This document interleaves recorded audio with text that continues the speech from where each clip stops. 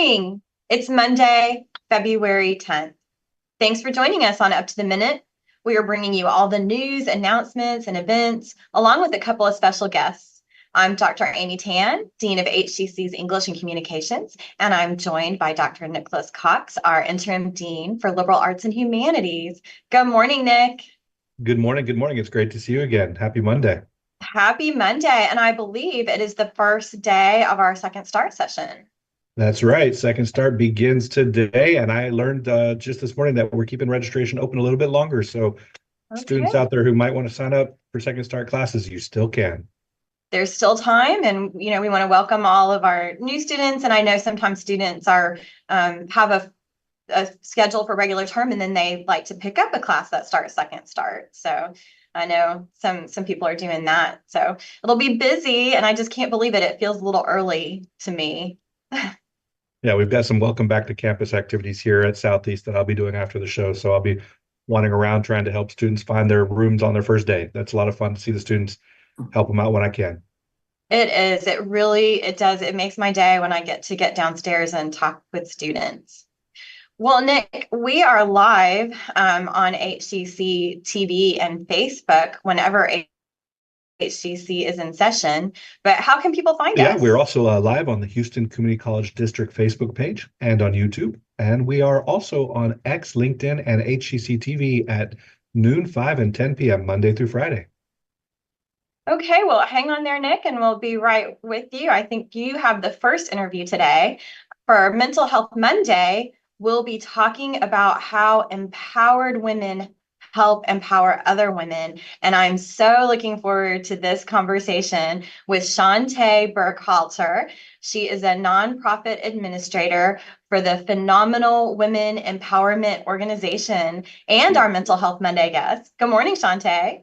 Good morning. How are you? I'm doing well, and I see you're wearing red, and I know we've been wearing red for Women's Health and American Heart Association, and then, of course, Valentine's Day is coming up. Yes, all of the above. So we represent all of that. So I'm excited to be here today. And like Nick said, happy Monday. Happy Monday. Well, hang on just 10 minutes, and then we'll be right back to hear all of your wonderful information. Okay, sounds good. Thank you. And first, Nick is discussing cold cases, forensics, and DNA. So for all of you who have your secret murder show obsession, the topic of an upcoming event at HCC's West Houston Institute, we have Katie Thomas. She's the president of Investigative Genetic Genealogist, Moxxy Forensic Investigations. Good morning, Katie. Good morning. Thank you for having me. Well, Yes, I yes. can't. Yeah, I'm Thank you. sorry, Nick. I was just going to say I No, can't wait to hear everything, and I'm going to turn it over to you. welcome to the show, Katie. We're looking forward to learning more about your team. But first, we definitely want you to tell us a little bit about an event that's coming up this Wednesday at our West Houston Institute. Tell us more. Sure. So we are going to be presenting this Wednesday, and it's in relation to the Gulf Coast Reads program for this last year. The winner it's in a wonderful book and about the night within. And it is going to be about cold cases, DNA, forensics. In the book, it's about law enforcement trying to solve a cold case and they're unable to. So they're looking for outside assistance. And so it's very similar to what we do in our everyday. So we're going to kind of bring it all together with this presentation. Now, this book, this Gulf Coast Reads program book, The Night Will Find You. Can you tell me a little bit more about that book? Is that a novel? Is that a work of nonfiction? What is that? Novel. It's absolutely fiction. It is just a true crime book, or I say true crime. It's true crime novelty book. It's a wonderful book, and it's about a missing girl. And the detectives are looking everywhere to find her, and they can't find her. And finally, after many, many years, they bring a psychic in. We're not psychics, but they bring a psychic in, and she helps them find this missing girl. And there's a little bit of DNA utilized in her search, which kind of leads to what we do. But it's just about someone on the outside helping an agency solve a cold case. So there's no psychics at Moxxy Forensics, but do you have Oh, any on your Rolodex to call when you need help? no, not that I know of, but it maybe would make our job a little bit easier at times. It could help me find my lost keys, perhaps. Yes, absolutely. Well, all right. Well, tell me a little bit more about Moxxy Forensics, not fiction, not psychics, but what do you guys do here in the real world? Sure. So we are a woman-founded 501c3 nonprofit organization. We're based here in Texas, but it's myself and two other women who founded this. The other women are in different states, so we're spread across the United States. And what we do is investigative genetic genealogy and advanced cold case research to help law enforcement agencies, coroners' offices, medical examiners' offices identify unidentified human remains as well as perpetrators of violent crimes. So I have a lot of questions about this. The three of you are spread out across the country. Do you come to this work with a law enforcement background or a science background personally yourself? Oh, not at all, actually. So I wanted to be a detective my entire life. My whole family is law enforcement. My mother is the medical field. And so I was an investigative social worker for 10 years. My degree is in psychology. I have master's work in instructional leadership and academic curriculum. And I was a hobby genealogist for about 20 years. So this is genealogy work. So we're not doing so much the lab work, the science of it. We have wonderful labs that we utilize, but this is genealogy. So our backgrounds are all very, very mixed. Some of us do come from law enforcement. I personally do not. Right, right. Well, as a historian, I serve on the County Historical Commission, where we do a lot of both, particularly with the discovery of human remains in lost cemeteries. And maybe you've seen some reporting on the Sugarland 95 cemetery found in Sugarland, where there are faculty at HCC involved in both the DNA and the documentary history, the genealogy and the DNA work. But again, these are historically, I think a lot of people might classify them as cold cases in the sense that these buried camp laborers were not treated with dignity and respect in life. And so there's a sort of a social justice component to recovering their identities and reuniting them with their families. But let's pivot back to the cold cases as we think of them, crime victims, unsolved crime victims. How many cold cases are there in the United States?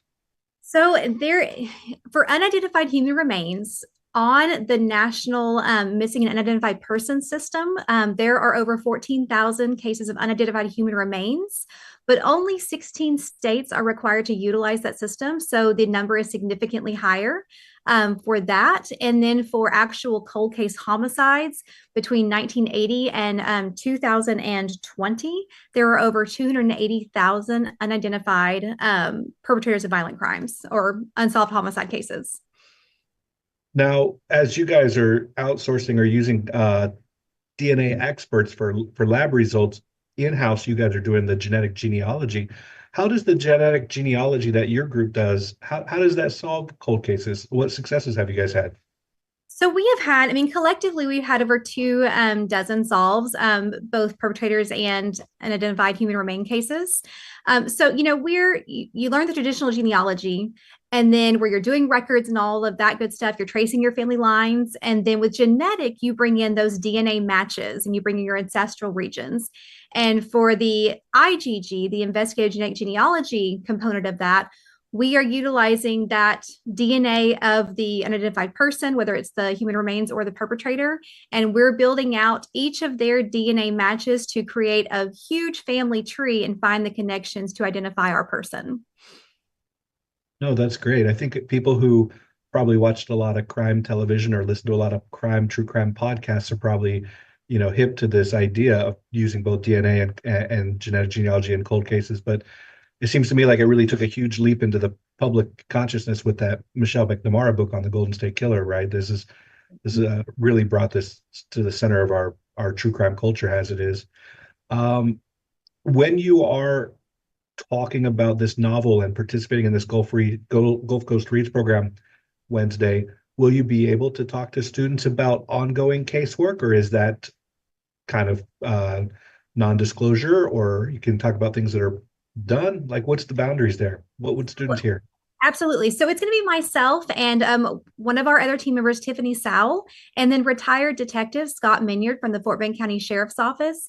He is going to first present on one of his Jane Doe cases that he solved without genetic genealogy. So just general cold case investigation, how he solved that particular case. And then Tiffany and I will discuss 3 of our other cases that we have solved, a homicide victim, a serial killer homicide victim, and then an older man who died of natural causes spouses, and then one of an unknown, we don't know how he died. So we'll talk about how we identified those 3 individuals. We'll discuss a little bit about our open casework, especially our Texas cases, because those are of interest to this crowd. And we'll go over a little bit more what we have going on. Well, I certainly wanted to ask if those cases you're describing were in Texas or not. I know that you're here, but your collaborators are not always in Texas.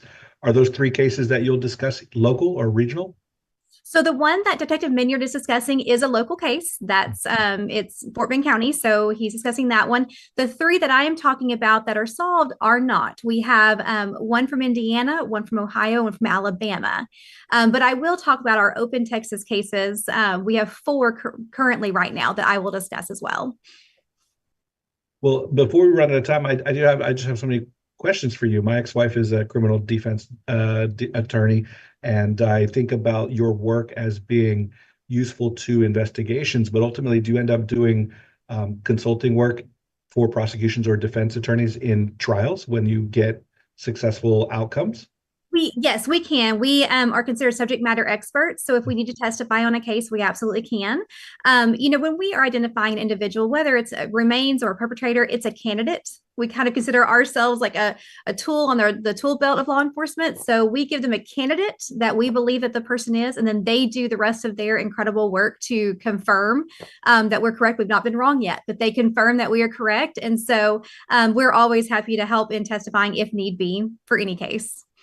All right. Well, I have a million more questions, but that's it. We're out of time. We'll have to come and ask you questions at the event on Wednesday. Absolutely. Please Thank join you so much. It was great to have you here. And thank you again, President of Moxxy Forensic Investigations. And you can see her this Wednesday at the West Houston Institute. And Katie will have your information in our post after the show. Sounds great. Thank you so much. All right. Well, after a quick commercial break, Amy will be talking to our Mental Health Monday guest.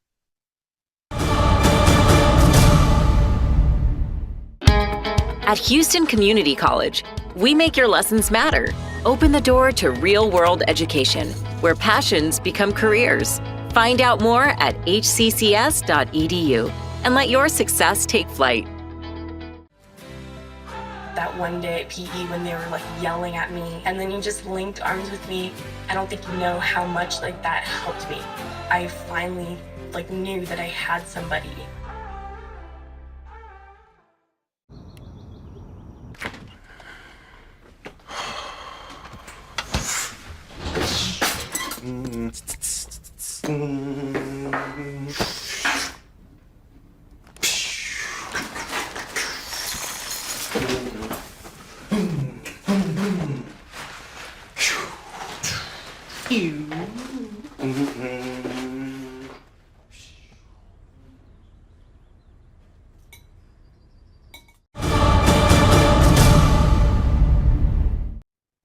And we're back. So we're having a little technical difficulty here in the studio, with our virtual feed as well. So we are going to jump to our news and announcements, and we're going to hope that Chante can come back and join us for her important information she's going to share with us.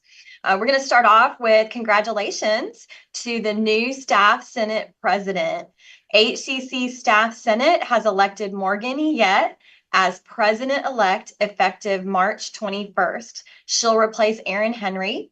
Morgan currently serves as administrative assistant for the HCC Philosophy Department, having dedicated 8 years to the college. She is also actively involved in the College Office Professionals Association and a frequent volunteer for campus events needing staff support. As the incoming president of the HCC Staff Senate, Morgan aims to build on the Senate's component of service. HCCTV congratulates Morgan. Okay, so we have our guest back. And so I think we're going to go ahead and pivot to our interview. And so give me just a second. We're going to move on to Chante Burkhalter, our Mental Health Monday guest. Welcome to the show, Chante. Hi, thank you so much for having me. I am so looking forward to hearing all about your organization. Can we begin with, can you tell us something about yourself and your nonprofit organization? Well, just to start off, my name is Chante Burkhalter. I'm 35 years old. Right now in my career, I'm a senior data analyst in logistics. I've been working for a company named Westlake Chemical going on 8 years now. And also, like you said, I'm a part of a nonprofit organization called Phenomenal Women Empowerment Organization. And we are a 501c3 nonprofit. And I am blessed to say that I serve on the board as the nonprofit administrator. And this is our Mental Health Monday segment. So I think it's really amazing that you have your full-time job and you also have your nonprofit. Yes. I mean, it sounds like a lot to me. It is. It can become overwhelming, but the thing is, it's all about creating a balance in life. And those things start to become second nature for you. So it becomes very easy to balance mom life, work life, organization life, and it all becomes, like I said, second nature. It's just good when you're also giving back. I agree with you. I do. When we have moments that we can give back the rewards and meaning that you receive, it does help give you that energy to keep going. Absolutely, absolutely. So it sounds like you would say that mental health is important to you. Can you talk just a little bit about what it has meant in your life? Well, it's meant everything. Mental health to me, I believe, is a person's overall emotional, psychological, and social well-being. It controls how you think, how you feel, how you act, and in response to life's challenges. It's so key because when we think about mental health, we think about our mind, we think about our mindset, and how our mind controls our decision making and everything that we do. So it's very good to have a strong mind, self-confidence, and just to be working on your mental health each and every day. Nowadays in today's society, mental health is so important because it just helps you get through those phases in life. I agree completely. And I know we talk a lot about self-regulation and the power of determination and that just decision making, right? And you mentioned self-confidence. I would love to hear more about your self-confidence, your journey, and the power of affirmations. Yes, I think self-confidence is so key because it leads to success, it leads to personal growth. And, success doesn't always have to be money. It's just about how you feel, what type of impact that you have, what type of changes that you're making in your life to grow. And that's some of the things that I use. And you mentioned affirmations, things like, I am enough, I am capable, I am somebody, I release all forms of self-doubt. Saying things like this to yourself every single day is a key part of mental health. It's a key part of self-confidence. And it just keeps you going because you never know what type of, how you could carry that and how that makes a huge impact in your life. And not only do your family see that, but people around you see that. And when you're on your job or in your career, you have to know that when nobody's looking, that you are your best performer. And when you know that about yourself, everybody around you recognize that as well. I do. I feel that completely. And, I really love what you're saying about the affirmations. And it's really all day long, right? Because those negative thoughts creep in all day long. All day. Well, what about overcoming adversity and doubt? Well, we have to know that in life, there will always be trials and tribulations. We have to know that not every season is a good season, right? We have our struggle seasons. And when we know that's coming, we know how to deal with it. And I think that going back to the mental health, going back to the self-confidence, that plays a role in overcoming adversity. And we have to rule out doubt. And that becomes with believing in yourself. That becomes with faith, with prayer life. And these are just some of the examples that I use to get over that hump. And I just feel like when we know that adversity will always come up in life, we have a better way of how to deal with it. And we know mentally, okay, another hurdle is coming. Let me prepare my mind and have this positive mindset to be able to face and deal with that. Really shoring up your mind and your mental strength. I love your connection between self-confidence and overcoming doubt. Yes. Before I have to let you go, do you have Yes. something to share with our students about getting a degree or certification? You know what? I think finishing school is so important, and just being here on HCCTV, I just thought it was important to share that getting a degree or getting a trade, it's an accomplishment.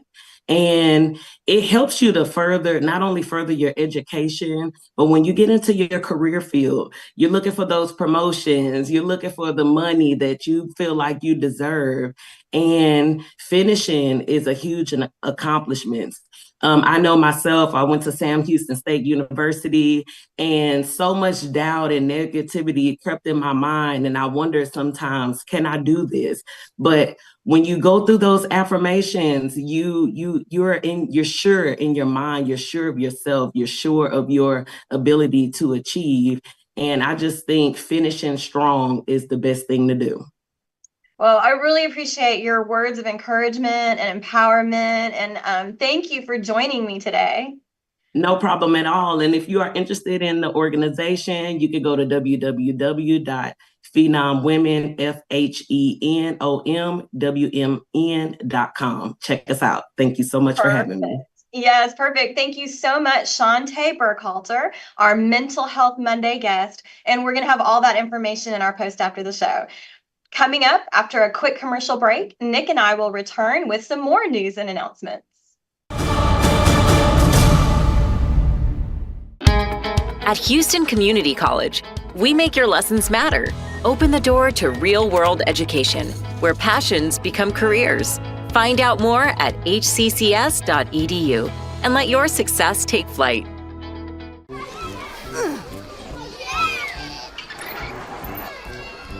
If you love them enough to crawl into a play place to get them to come down, then surely you'll check nhtsa.gov/the right seat to make sure they're in the right car seat. Today I'm going to talk to you about physics. Come on in, girls. Let's go. This is the first rocket to get humans to Mars. It's really tall. I'm a rocket structural engineer, designing and building parts of the rocket. You are the generation that will be stepping foot on Mars. Do I have a group of astronauts on my hands? Yes. You can become a rocket scientist or whatever else you want to be. All right. Well, Amy and I are back with some more news and announcements. I'm sure you heard that first one earlier about our new staff Senate president, but we also have an upcoming coffee talk about dating violence.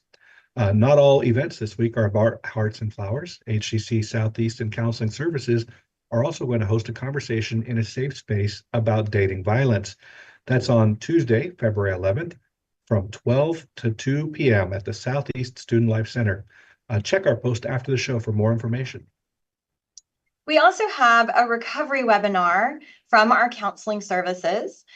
HCC Counseling and Ability Services is presenting Shadow Personal Battles, Addiction and Recovery by Dr. Roman Alvarez, open to all HCC students, faculty, and staff. It will shine a light on personal and cultural shadows that humans tend to disown or bury under the rug due to shame, guilt, contempt, etc.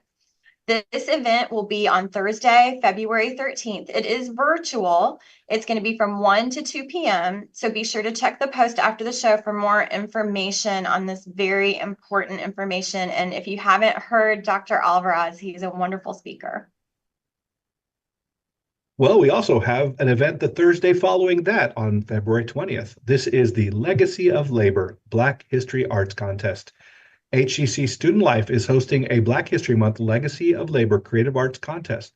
All HCC students are encouraged to submit an original song, artwork, or written piece honoring our Black workforce heroes. The top winners will receive a $100 gift card. And again, the deadline is Thursday, February 20th at 5 p.m. Check our post after the show for more information. We're very excited to see our Stafford art exhibition, Fable Bodies, because artist Chloe Spradling's family were professionally involved with animals. She developed an appreciation for the natural world. This collection recognizes that early human spiritualism involved adopting the guises of animals to connect with the divine. Makes me think of William Blake. The exhibition will be through April 4th at HCC Stafford Fine Arts Center Gallery. There will be an artist reception at 5 p.m. on Thursday, March 20th, and I hope you can come out and celebrate with her. Check our post after the show for more information. Well, now I need to know if your Blake animal guide is the tiger or the lamb. Well, we can talk about that.